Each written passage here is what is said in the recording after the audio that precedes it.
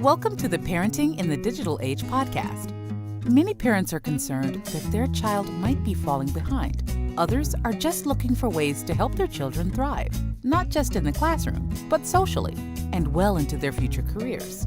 Each episode, we explore the challenges facing parents in the modern world, from behavior, education, and nutrition to device and gaming addiction. We interview a range of leaders in the area of childhood development to help you successfully navigate parenting in the digital age. Here is your host, Jamie Buttigieg.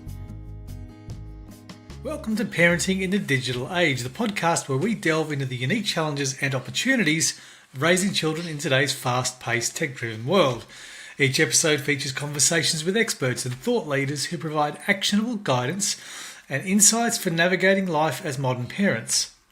Today we have a remarkable guest who brings a wealth of knowledge in the area of raising teens, daughters in particular. So if you often find yourself frustrated, second-guessing or anxious as a teen parent, chances are you are not alone. Our guest today, Nadine Rajeh, is here to share her wisdom on guiding high-performance teens through the unique challenges of the digital age. Nadine is an international speaker, an award-winning author, an engineer with over 16 years of experience, and a mother of 4. Nadine integrates her diverse experience into helping teens level up their social and leadership skills, build resilience, and lead a joyful, balanced life while pursuing their goals in this tech-savvy world. She also champions parents who want their teens to reach their highest potential. Nadine, welcome to the show. Please share with our listeners, in your own words, what you do and what you are passionate about. Thank you for having me, first of all, and thanks for everyone who is listening.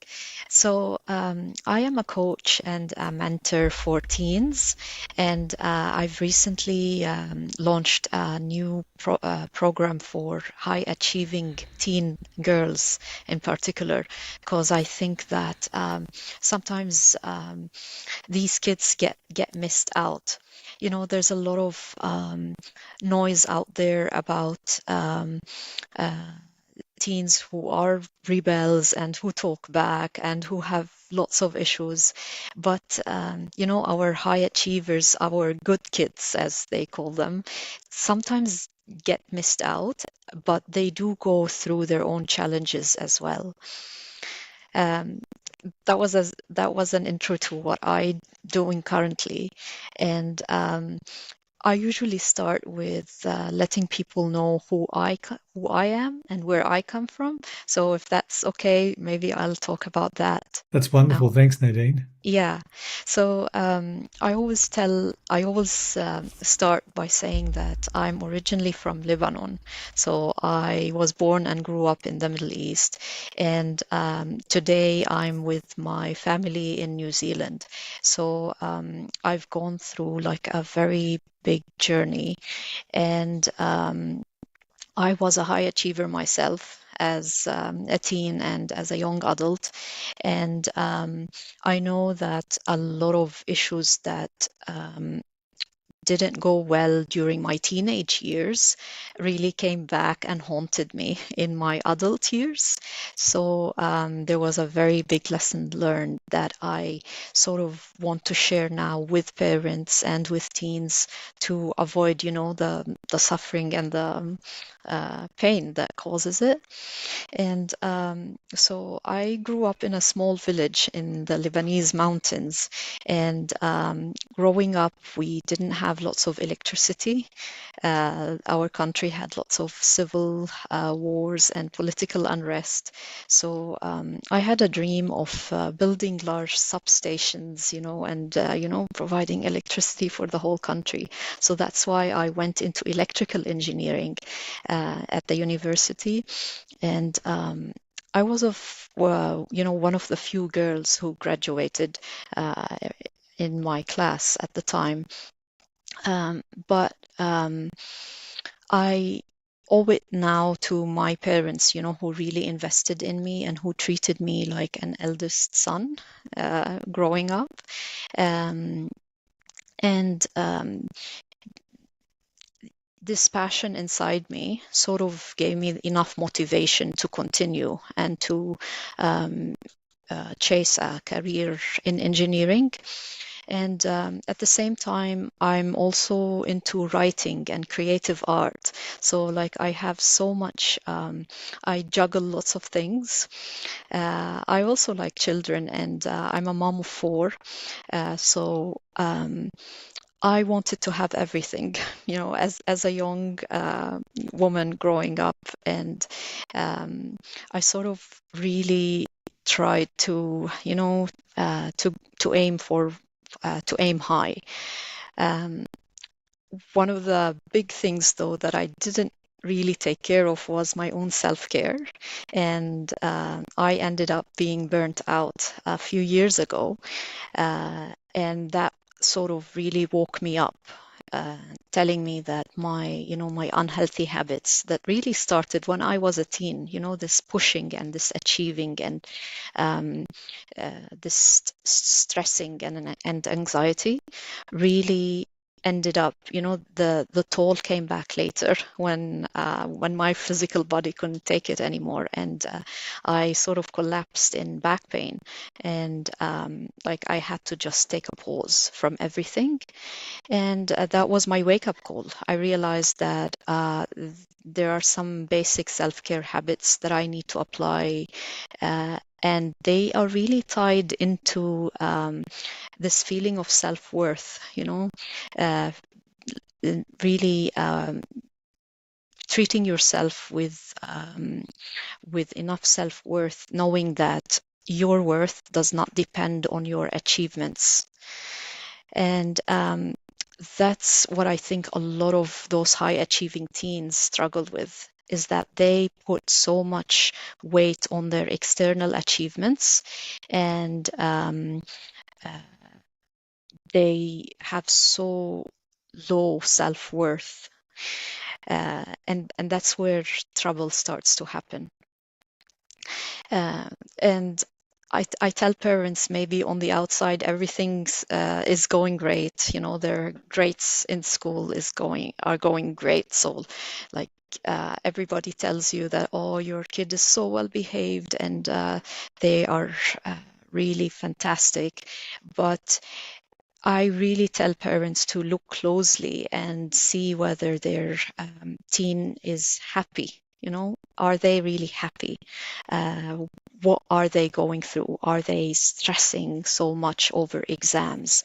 Are they compromising sleep so that they can, study? So there are a lot of things to look out for.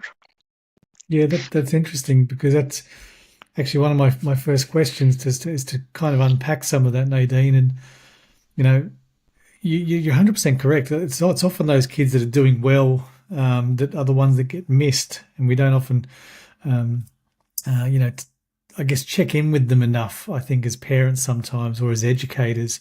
So, what are some of the signs that parents should watch out for? To identify if their teen is struggling with the pressures of high performance in academics or even extracurricular activities.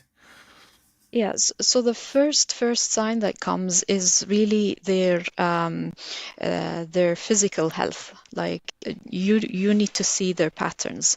Do they wake up energetic, or it takes them so much time to get out of bed? Do they uh, just the way they show up? Do they have black pockets around their eyes? Do you feel that they are sort of, excited when they go through their day? Um, and again, it's their way of being. Like, are they showing up happy? Are they smiling? Are they taking enough time to have small conversations with you? Or are they always busy, stressed out, rushing from one task to another? Um, and I know it can be hard these days because we do have a lot of things going on in life, and our kids also have lots of extracurricular activities, and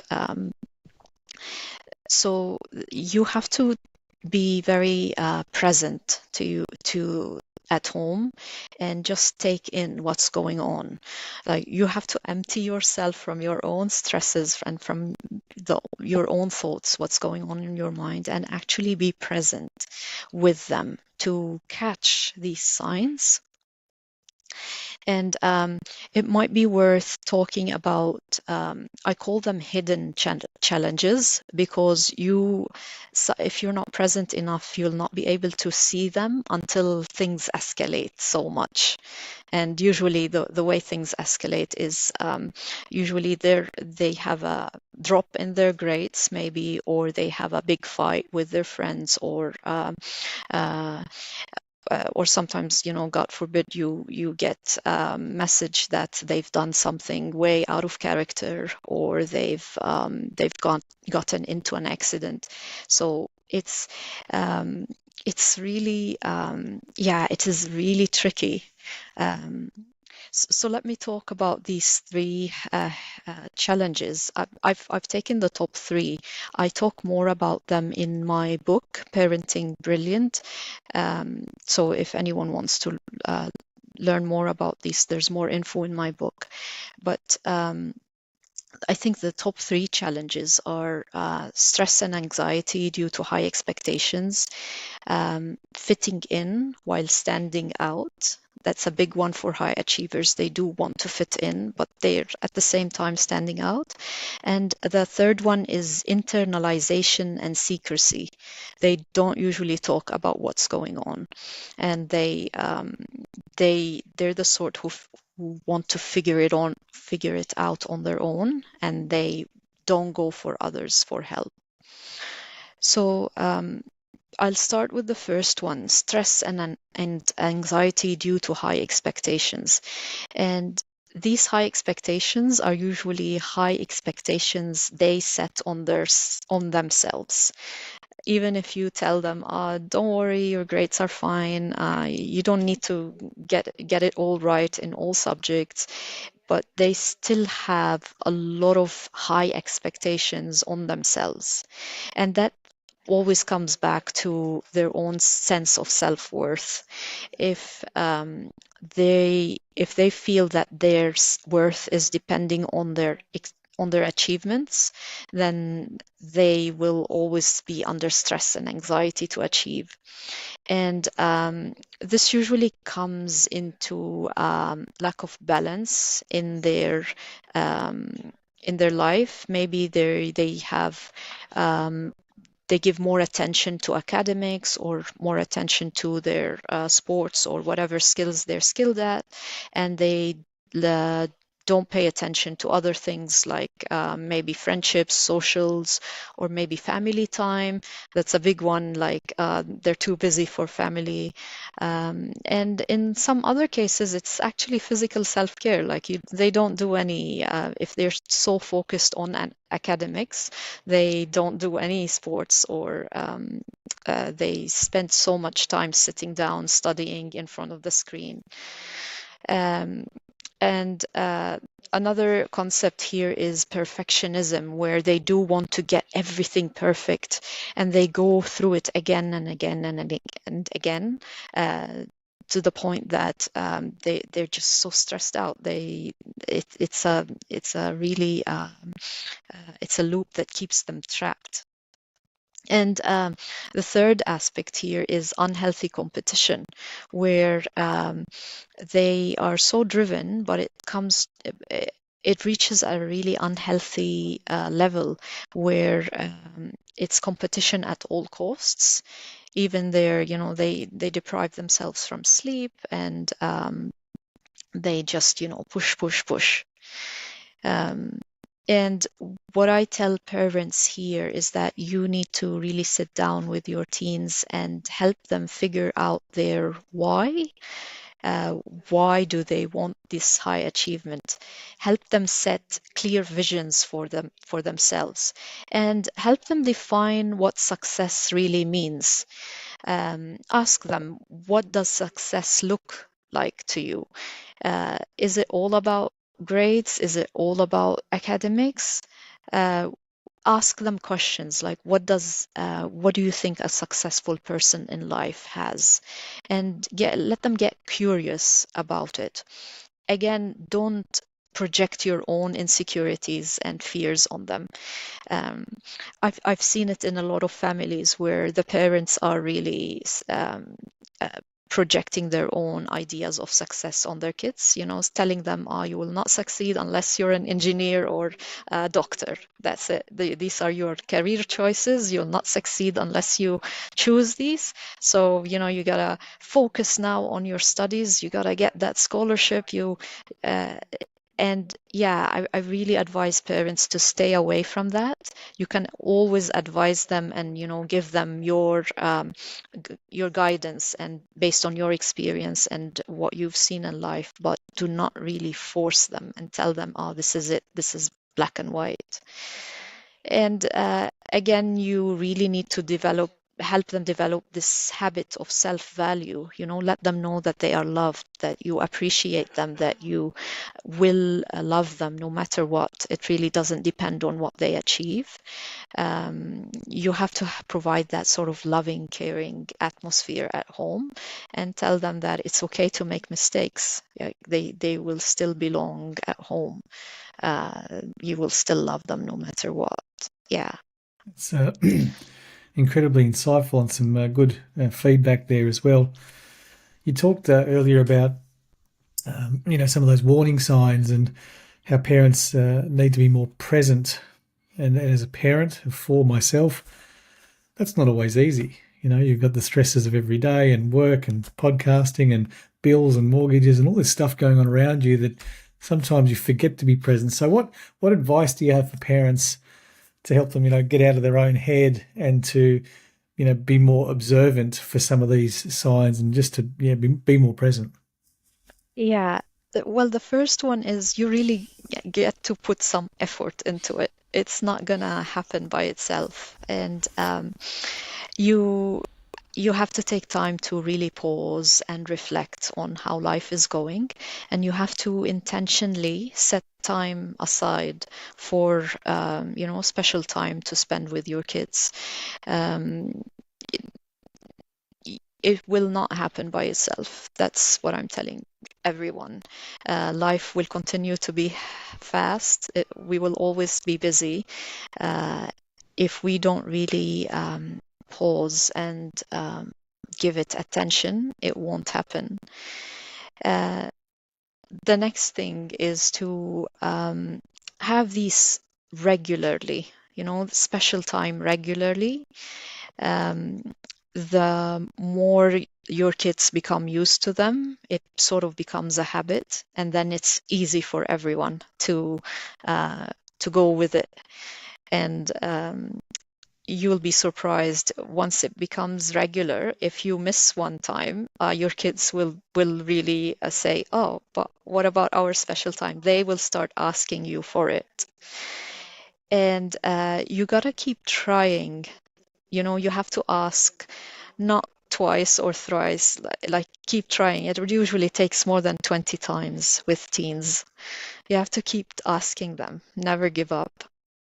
Um, and I think it was author Maggie Dent who gave the metaphor of you as a parent must be the lighthouse. You have to keep your light always shining. Your kids are on sailboats, exploring the ocean, and they don't want. Sometimes they won't distance away from you. They are learning their independence, but you have to keep your light shining so that they know that you are available for them always. And I always advise parents to read one book. It's called The Love Languages of Children by, I think it was Ross Campbell, if I'm not mistaken. It just tells you that sometimes it's not enough that you tell your kids you love them. Some kids need other ways. Maybe it's physical touch, lots of hugs. Maybe it's love notes, leaving them notes. Sometimes it's gifts. Sometimes it's appreciation notes. So that book really gives you ideas on how to get around the, not talking barrier. Sometimes, okay, we do tell our kids that we love them, but okay, you face a wall. So there are lots of other ways to, constantly show them that you're there for them and that you care about them. That's wonderful. I love the remark you made earlier about we need to sit down as parents and ask our kids, curious questions about their vision, about what success looks like, about what happiness looks like, because that's something that we're not trained to do. There's no textbook for this stuff for parents, and I don't know that many schools or many educators teach this sort of thing. But one thing I learned, I think it's the Tony Robbins thing, is that happiness is about where your life conditions meet your blueprint. What your view of happiness is.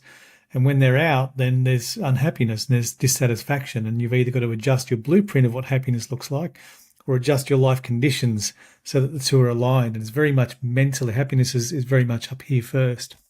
And I think it's so important for parents to sit down and ask those questions. And even if we don't get the answer, as you said, you're not going to get the answer first time around, but just keep having those questions. What does happiness look like to you? And what goals have you got this week or this month? And even if they're small goals, it's a great thing to encourage. Let's switch paths for a minute. In the digital age, and this is, I guess, the theme of the podcast overall, how can parents strike a balance between allowing their teens to explore technology while ensuring they've got a healthy relationship with screens? What's your view on this? Yeah, so technology is not going away. Like everybody knows that, and with the rise of AI and everything, we are going into something new that no one knows how it looks like. But certainly, it's not going away. There's going to be more things even depending on it. Like from my own experience in the engineering field, a lot of engineering is being taken to AI, and it is something that we can't just bury our head in the sand and say, it's gonna be all right. Now, I think that the most important thing we need to focus on is connection to, this real connection between human beings. So if you can build a really strong relationship between you and your children, that's called connection. If you can teach them how to build strong connections with other people, their friends, their, extended family, their community, their neighbors, that connection is really what's going to make all the difference between how we deal with AI. Because teens are not stupid. They know that talking with a real human being is way different than talking to technology. And I know lots of teens get really what's the word, attached to their devices because they are actually using them to talk to their friends. So it's that connection that they are craving. It's not really the device. They are craving the connection to their friends. And if you can set conditions where that connection is real, is happening in real time, instead of online, then that's the way forward. So if you can invite their friends over instead of, chatting online, have a friend party, let them meet up in parks or in community centers. This sort of, face-to-face connection is really important. And yeah, I also don't have yet like another answer except that, because once your teens really know the value of real connection, once they've got a taste of it, they will know that it's authentic. Yeah, yeah. And I think that there's a real and present danger at the minute of this next generation coming through without a lot of human connection. Like I say, even things like extracurricular activities are good to get them out of the house and away from that one-on-one screen environment into finding their tribe and finding other human connections and friends and those circles. Take your kids camping, invite their friends, whatever it takes. Like Yes. it doesn't have to cost something. But I truly agree with you there, Nadine, that the human connection is one of the best ways to, I guess, help kids achieve that balance outside of getting immersed in screens? Because you're right, that screen addiction is largely based on the connections they've got within that environment, that social connection. But here's the thing: how can parents foster an open and honest communication with their teenagers about their digital experiences? Like, so online, things may be happening that are making their kid uncomfortable or anxious or overwhelmed, and they may not be willing to share that with their parents. So how do we, as parents, have those or approach those conversations? Do we have family meetings? Like, what's your view on this or advice? So, open conversations are really important between you and your kids. And you have to be willing as a parent to, have these sensitive talks. Even if you feel triggered, even if you feel uncomfortable yourself, sometimes you have to set these triggers aside in order to, to talk openly. And let them be organic. Like I'm not too big on family meetings because I feel, when you say family meeting, it's always something wrong has happened. At least that's my experience from my own kids. The more the conversations are organic and casual and, just throughout the day, the more I feel they would feel safe in having them.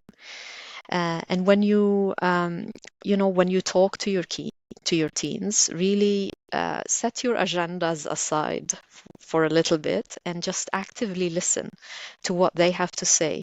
Don't jump in with the thoughts that you're having and, give your advice. Just, stand back, let them talk. It's hard. And That's so hard. yeah, uh, when they're not talking, you can always ask, what else? And what else? What else? Um, and sometimes maybe allow that silence between you. Uh, I see a lot of parents, wanting to talk, but sometimes we just need to sit in silence with each other. The silence can speak for itself, and you have to be in that loving energy, acceptance, energy of love, acceptance, and compassion. You just let yourself be in that energy and you sit with them. You don't have to talk. You don't have to, you don't have to do anything. You don't even have to hug or pat their back or anything. You just come with that energy and sit around them, and they will pick up on that energy. They will feel you. Um, so you have to set aside, again, that's very important. If you're worried, if you're stressed out as a parent and you come with all your stresses, it won't work. You have to really come to that place of inner calmness, centeredness, grounded, really grounded, knowing that uh, it's hard because a lot of parents find it hard to let go. They feel, they feel overwhelmed. They feel very worried, and they feel as if it's urgent, as if time is passing. But what's really going on, like really come into that grounded place where you believe that everything is perfect as it is right now, that um, you and your kid were really meant to have this experience, as parent child in this lifetime. It was meant. And why? Because both you can provide the best experience for your child, and your child is also providing you feedback on yourself. Like you're a match made in heaven.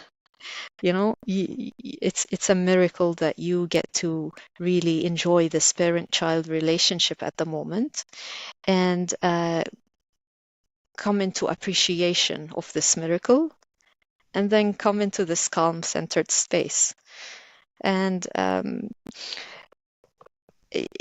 if you again find it really hard to come to that space, maybe you have some work to do on yourself. Some inner work to do.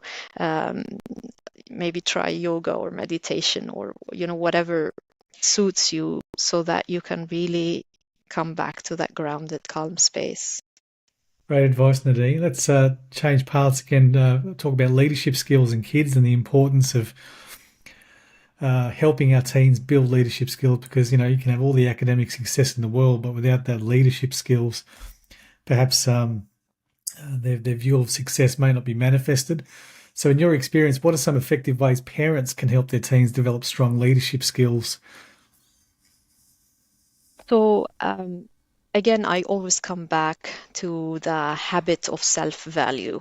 They really need to value themselves to see that they are worthy and capable, regardless of the achievements. Uh, we also have to teach them that they have to be flexible, that mistakes are normal, that mistakes are just another path to learning. The other big habit that maybe I talk more about it in my book, it's called self-management, and it's about managing your thoughts, your emotions, as well as your energy, your physical energy. And it's about teaching them really the skills and the habits uh, for proper self-management.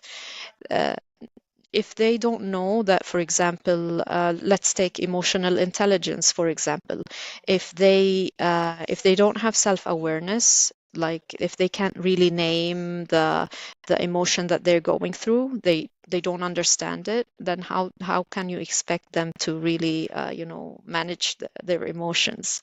We have to tell them, okay, that this emotion right now, for example, is anger. You're feeling it in your body. How does it feel in your body? Do you feel it, a tightness in your stomach, or is it like a tightness in your throat? How you're feeling anger right now? And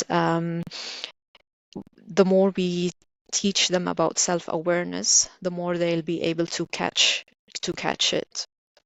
Um, Another big part of leadership is self-advocacy. When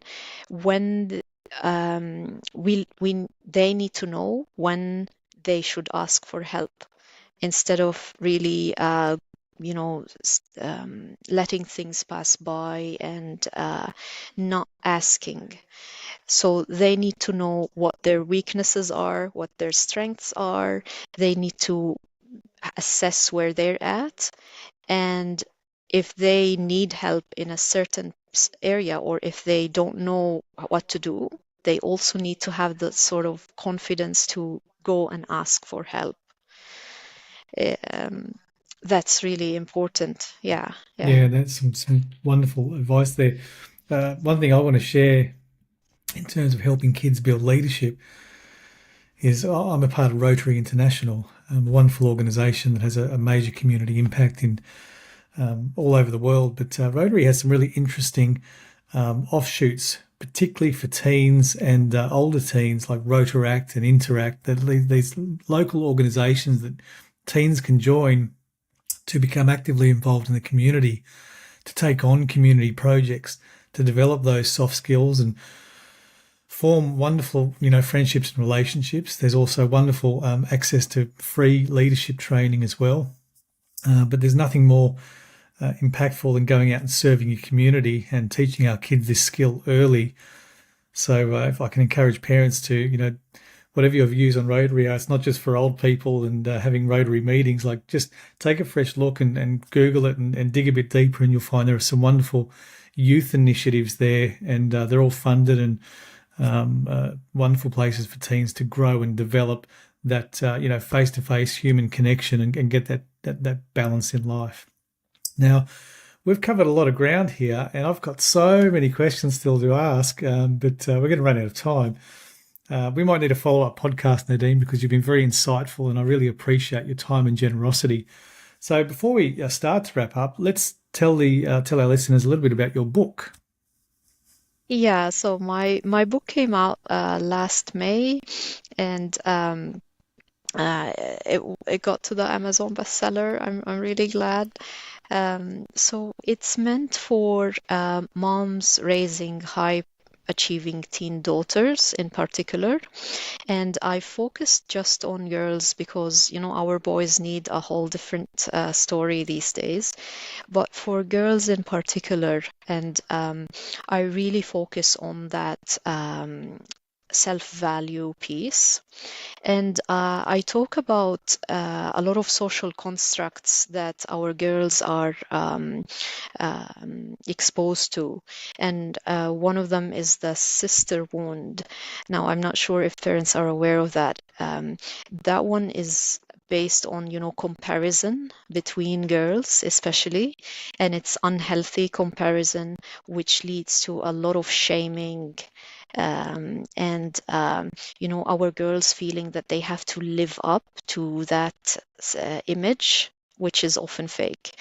And the book shows you, it gives you really step by step. It is a blueprint. It's a step-by-step blueprint on how you can really create a space for your daughter to thrive. And in my book, I talk about you as the mom and your daughter, as well as the habits and the village, the community that you need to surround your daughter with. Yep. That's wonderful, and a unique viewpoint on parenting as well. So I think many of our listeners will go out and seek that book out. I'm sure it's available on Amazon, as you mentioned. Anywhere else they should seek it out? Yes, it's available on Amazon and on my website, parentingbrilliant.com. Yeah. Parentingbrilliant.com. And in closing, tell us a little bit about your course as well. So if a parent reads the book and really connects with it and wants to dig deeper and work on themselves or their relationship with their daughter, perhaps, what is this program about? So I'm offering, I call it a workshop. It can be done in three VIP days, or I can extend it out over 3 weeks or whatever is flexible to the family. But it's what I do in that workshop is I actually take what the teachings in the book and I help you and your daughter. So it's a workshop for the mother and the daughter together. It's like an immersive experience for you to live this connection and learn the basic concepts in the book, as well as put them into action. So I have a few exercises for you to do together, and I really help you come up with an implementation plan, because I know it's really easy to read a book and take in all that knowledge. The hard bit is actually implementing it and sticking with implementation so that it becomes a new way of being. And so I've just come up with this workshop just to help you, get into the implementation bit. It's also a very, a loving experience where you get to spend more time with your daughter, just special time. Yeah. It's really important. I'm glad you've done that. And, I'm the same. I'll read the book. It's great. I should really do that. And then as soon as I close the book, caught in the world and the family, business, work, and everything else that's going on around us, and that thought gets forgotten, sometimes minutes after, if not days after. So having a partner walk alongside you and be able to help you implement those things that are so vital, creating flourishing relationships and family, values and family unit, I suppose. So I'm glad you've done that. I hope it's very successful for you. Parentingbrilliant.com, is it the website again? Okay, we'll post that in the show notes as well. But Nadine, look, thank you so much for your time, generosity, your insights and knowledge, for sharing that with our listeners. And good luck in wherever your path takes. Thank you. Thank you. Bye. If you enjoyed the show, please connect with Jamie on LinkedIn or Instagram. You'll find links in the podcast description. Parenting in the Digital Age is sponsored by Skill Samurai, Coding and STEM Academy for Kids. Skill Samurai offers after-school coding classes and holiday programs to help kids thrive academically and socially while preparing them for the careers of the future. Visit skillsamurai.com.au.